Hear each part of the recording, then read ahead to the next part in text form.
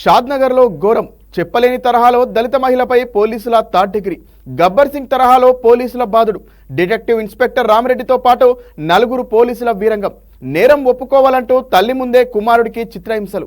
సైబరాబాద్ పరిధి షాద్నగర్ పట్టణంలోని అంబేద్కర్ కాలనీకి చెందిన సునీత భీమయ్య దంపతులను పోలీసులు ఓ దొంగతనం ఆరోపణలపై అదుపులోకి తీసుకున్నారు. పక్కింట్లో నివాసం ఉంటున్న నాగేందర్ అనే వ్యక్తి వీరిపై గత నెల 24న పోలీసులకు ఫిర్యాదు చేశాడు. తమ ఇంట్లో బంగారం దొంగతనం జరిగిందని ఫిర్యాదు చేయడంతో డిటెక్టివ్ ఇన్స్పెక్టర్ రామరెడ్డి, మరో నలుగురు సిబ్బంది రఫీ, మోహన్ లాల్, కరుణాకర్, అఖిల, సునీత భీమయ్య దంపతులను మొదట అదుపులోకి తీసుకున్నారు. ఆ తర్వాత భర్త భీమయ్యను వదిలేసిన పోలీసులు సునీత, ఆమె కుమారుడు జగదీష్ను అదుపులోకి తీసుకుని తమదైన శైలిలో ఇంటరాగేషన్ చేశారు. కాగా డీఐ రామరెడ్డి తనను చిత్రహింసలకు గురిచేసినట్లు బాధితురాలు పేర్కొంది. స్టేషన్లో ఇష్టం వచ్చినట్లు చెప్పలేని విధంగా కాళ్ల మధ్యన కర్రలు పెట్టి బూటు కాళ్లతో తొక్కుతూ కొట్టారంది. కొడుకు జగదీశ్వర్ ముందే చితక బాదారని ఆమె తెలిపింది.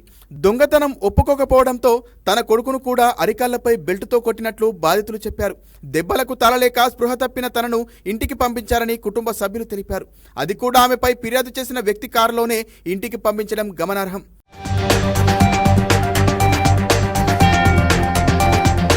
నాగేందర్ ఇంట్లో బంగారం పోయిందని ఆరోపణలు ఎదుర్కొంటున్న బాధితురాలు సునీత ఇంటి ఎదుట గోల్డ్ దొరికింది. దీంతో ఆమెపై అనుమానంతో అదుపులోకి తీసుకుని పోలీసులు అరాచకం సృష్టించారు. మొత్తం 26 తులాల బంగారం, 2 లక్షల నగదు పోయిందని బాధితులు పోలీసులకు ఫిర్యాదు చేశారు. అందులో నుంచి 1 తులం బంగారం, 4,000 రూపాయలు రికవరీ చేసినట్లు పోలీసులు చెబుతున్నారు. అయితే ఈ ఘటనపై షాద్నగర్ డిటెక్టివ్ ఇన్స్పెక్టర్ రామరెడ్డిని వివరణ కోరగా సునీత అనే మహిళపై కేసు నమోదు చేశామన్నారు. ఆమెపై విచారణ కొనసాగిస్తున్నామని, దాంట్లో భాగంగానే స్టేషన్కు తీసుకువచ్చామని తెలిపారు. బంగారం ఆమె తీసుకుందని గ్యారంటీ లేదని, అది విచారణలో తేలుతుందని చెప్పారు. నాన్ బెయిలబుల్ సెక్షన్ల కింద కేసు నమోదు చేసి 10 రోజులు గడుస్తున్నా ఇప్పటి వరకు రిమాండ్ ఎందుకు చేయలేదనే విమర్శలు పెద్ద ఎత్తున వినిపిస్తున్నాయి.